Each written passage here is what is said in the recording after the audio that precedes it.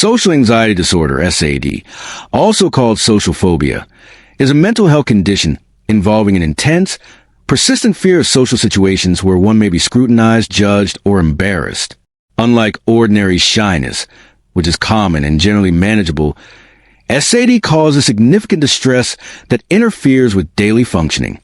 People with this disorder often fear being negatively evaluated or humiliated, even in routine interactions. This fear can be so overwhelming that it leads to avoidance of social situations altogether, such as speaking in meetings, eating in front of others, or attending gatherings. The anxiety experienced is typically out of proportion to the actual threat posed by the social scenario. It can manifest physically through blushing, trembling, sweating, nausea, or a rapid heartbeat. Psychologically, individuals may constantly worry about how they are perceived or believe they will say or do something wrong. The Diagnostic and Statistical Manual of Mental Disorders, 5th edition DSM-5, classifies SAD as an anxiety disorder.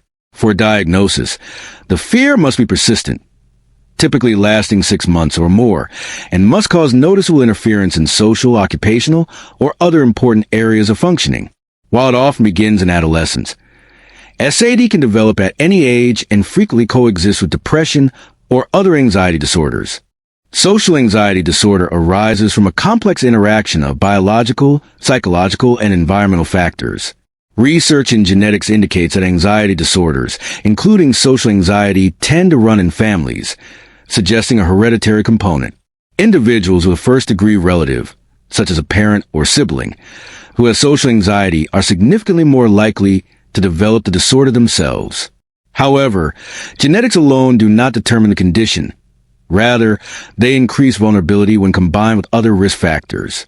On a neurological level, the brain structure and function also contribute to social anxiety. The amygdala, a small almond-shaped region deep in the brain, plays a central role in processing emotions, especially fear. In people with social anxiety, the amygdala tends to be hyperactive, particularly in response to social threats such as disapproval or negative judgment.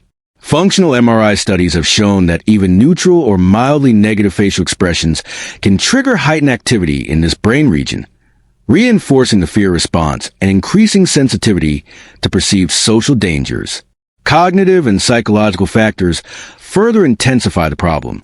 People with social anxiety often have maladaptive thinking patterns, such as assuming others are critical, harsh, or uninterested. They may also believe they must be perfect in social interactions, or that even small mistakes will lead to humiliation. These distorted beliefs are reinforced by past experiences and contribute to a cycle of anxiety and avoidance. Individuals tend to overestimate the risk of social rejection and underestimate their ability to cope, leading to a sense of helplessness in social settings. Childhood experiences are another critical area in the development of social anxiety. Negative social experiences, such as bullying, ridicule, or public embarrassment, can shape one's view of the world as socially unsafe. Children who experience rejection from peers or harsh criticism from authority figures may internalize the belief that they are socially inadequate. Additionally, children who grow up in overprotective or controlling households may not develop the social skills or confidence needed to face everyday challenges, making them more susceptible to social fears. Parenting style and early attachment patterns also matter. Children with anxious or avoidant attachment styles, particularly those who had caregivers that were inconsistent or emotionally unavailable, may become hypervigilant in social contexts, fearing rejection or negative evaluation. Similarly, children who are temperamentally shy or inhibited from a young age are at greater risk. This biological predisposition, when reinforced by stressful or unsupportive environments, can evolve into full-blown social anxiety disorder. Cultural and societal influences also play a role. In societies that place a high value on performance, competition, or appearance, individuals may feel greater pressure to meet unrealistic social standards. Cultures that emphasize collectivism and conformity may increase fear of standing out or being judged negatively, while cultures focus on individualism may heighten the pressure to be socially confident and expressive. These expectations can contribute to the internal stress that underpins social anxiety. Altogether, social anxiety is rarely caused by a single factor. It is a multifaceted condition shaped by genetic predispositions, brain functioning, learned behaviors, early experiences, and environmental context, all interacting over time to influence how individuals respond to the social world. The symptoms of social anxiety disorder manifest across three main dimensions: physical, cognitive, and behavioral. Physically, individuals may experience intense bodily reactions when faced with feared social situations. Common symptoms include rapid heartbeat, shortness of breath, excessive sweating, trembling, dry mouth, muscle tension, dizziness, nausea, or even gastrointestinal discomfort. These symptoms are often mistaken for signs of medical condition or panic attack, which can increase the person's anxiety and reinforce avoidance behaviors. The physical response is a result of the body's fight-or-flight mechanism being activated unnecessarily in non-threatening social contexts. Cognitive symptoms involve persistent negative thoughts and distorted beliefs about oneself and social interactions. Individuals often have an overwhelming fear of being judged, humiliated, or rejected by others. They may catastrophize minor mistakes, believing they will be seen as stupid, boring, awkward, or incompetent. This inner dialogue often includes self-critical and self-doubting thoughts, such as, "Everyone is watching me, I'll mess this up," or "They must think I'm weird." These thoughts lead to anticipatory anxiety, where individuals dread upcoming events well in advance, and rumination afterward, where they repeatedly analyze past interactions for perceived flaws. Behaviorally, people with social anxiety often go to great lengths to avoid social situations. They might avoid speaking in meetings, answering questions in class, initiating conversations, making eye contact, eating in public, or attending social gatherings. This avoidance serves as a short-term relief from anxiety, but reinforces the belief that these situations are dangerous or unmanageable. Over time, avoidance can become pervasive and interfere significantly with personal, academic, and professional functioning. Some individuals may engage in safety behaviors to cope, such as rehearsing sentences in their mind, using their phone to avoid interaction, sitting near exits, or drinking alcohol before social events. While these behaviors may reduce immediate distress, they prevent the person from learning that they can handle social situations successfully without such crutches. In more severe cases, social anxiety can lead to complete social withdrawal, isolation, and an inability to participate in everyday life. This can result in a lack of close relationships, poor academic or job performance, and reduced overall life satisfaction. Social anxiety can also lead to comorbid conditions such as depression, substance abuse, or other anxiety disorders, further complicating diagnosis and treatment. For example, a person may start drinking alcohol to numb social fear, which can lead to dependency over time. These symptoms typically begin in adolescence, though they can emerge earlier or later depending on personal and environmental factors. The condition often remains undiagnosed for years because sufferers may be too embarrassed to seek help or may not recognize that their experience is part of a treatable disorder. The chronic nature of the symptoms and the tendency to avoid feared situations can make the disorder persist indefinitely if left untreated. Despite the overwhelming fear and physical discomfort, individuals with social anxiety disorder often deeply desire connection and acceptance, but their symptoms act as a barrier between them and the social life they long for. Social anxiety can have far-reaching consequences that significantly disrupt multiple areas of life, including education, career, relationships, and mental health. In academic settings, students with social anxiety often avoid participation in class discussions, group activities, or public speaking, even when they know the answers or have valuable input. This avoidance can negatively affect their academic performance, lead to lower grades, and diminish opportunities for growth. Fear of judgment or embarrassment might cause them to skip classes, avoid asking for help, or drop out altogether if the pressure becomes unbearable. These limitations not only hinder academic progress, but can also impact future career prospects. In professional environments, social anxiety can prevent individuals from performing essential job tasks, such as attending meetings, giving presentations, networking, or interviewing for new positions. Many people with social anxiety settle for jobs that don't align with their skills or ambitions simply because those roles involve limited social interaction. This self-limitation can lead to underemployment, stalled career growth, and feelings of inadequacy. Workplace dynamics, such as fear of being evaluated by supervisors or interacting with colleagues, can increase stress and decrease job satisfaction.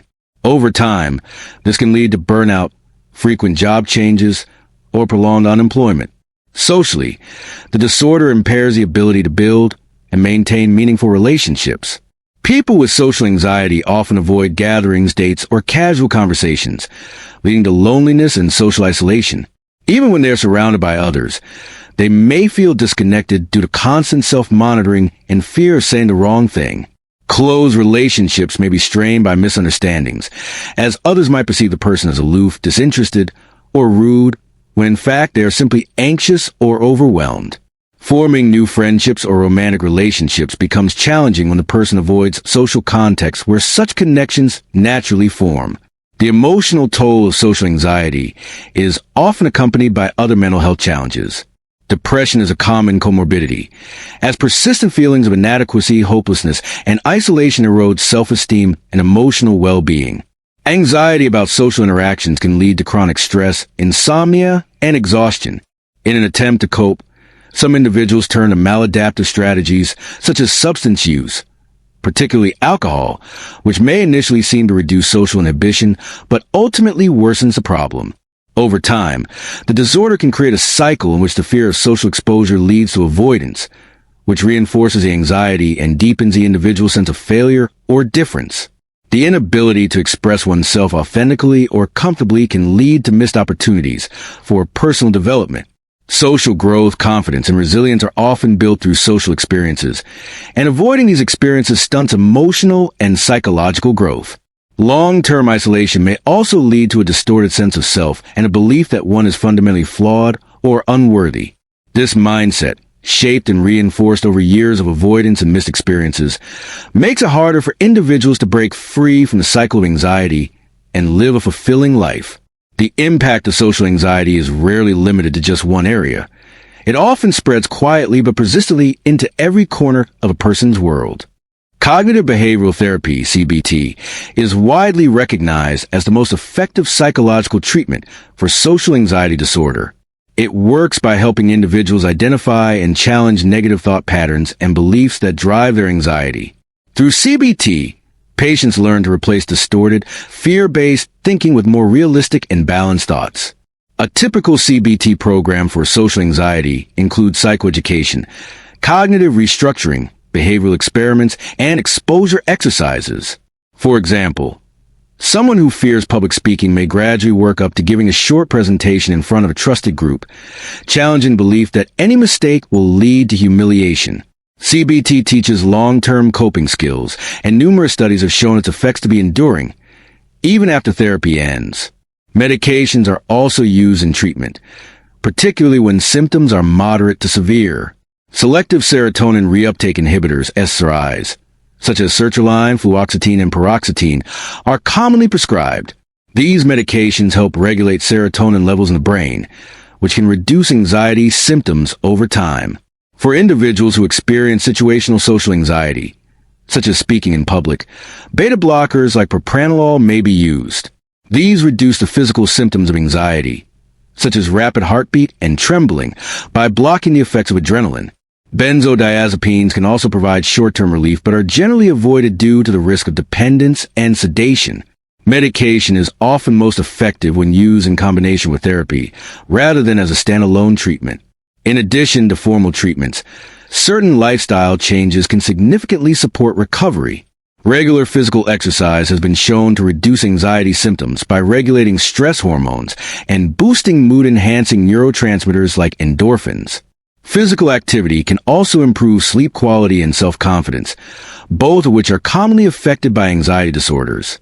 Mindfulness practices, such as meditation and deep breathing exercises, can help individuals become more aware of their thoughts and feelings without judgment, reducing reactivity to anxiety triggers. Practicing mindfulness regularly can train the brain to remain calm and present in social situations rather than spiraling into anxious predictions or rumination. Gradual exposure to feared social situations is another powerful tool in managing social anxiety. This involves slowly and systematically facing anxiety-provoking situations, starting with those that cause mild discomfort and working up to more challenging scenarios. This process helps break the cycle of avoidance and teaches the brain that feared consequences often don't occur, or they do. They are manageable. Over time, this builds tolerance and reduces the overall anxiety associated with social interactions. Support groups, both in person and online, provide a sense of community and validation.